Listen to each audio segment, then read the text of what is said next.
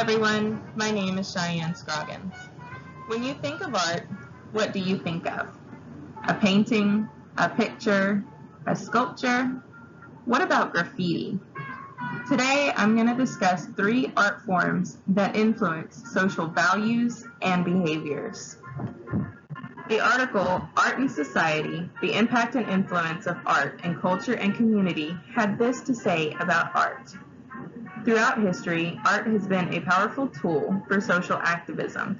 It challenges the status quo, giving voice to marginalized groups, and speaking conversations about critical issues.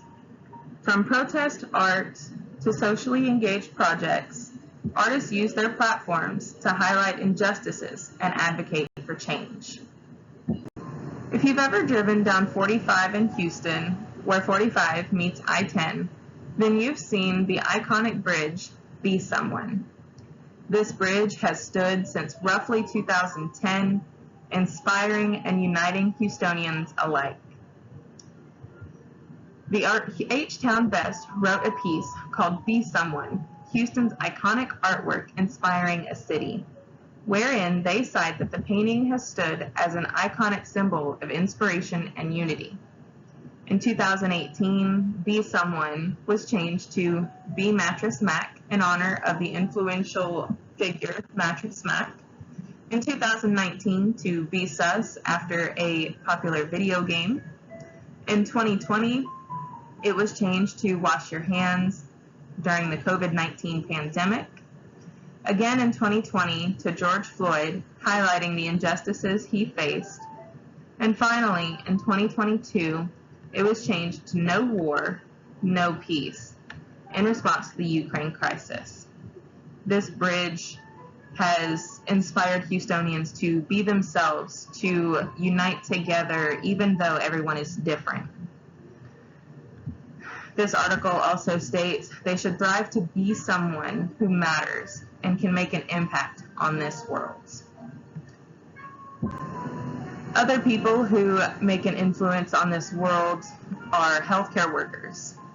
While they provide often life-saving care, the rooms we wait in can be dull and uninviting. These rooms can increase anxieties and worry in the patients, and artwork is often displayed as a way to mitigate that. Here you can see a waiting room filled with red, blue, yellow, all in an attempt to lower worries in children to get their mind off of why they're there.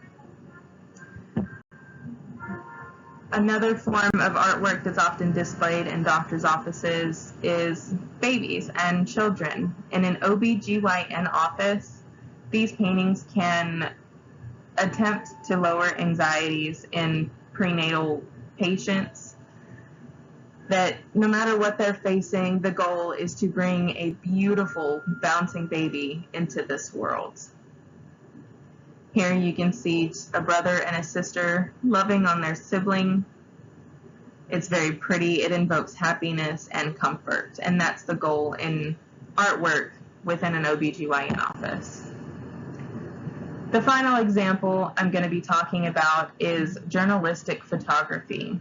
Here you can see hundreds of protest signs saying forced birth is violent, my body, my choice, bands off our bodies, abortion is healthcare.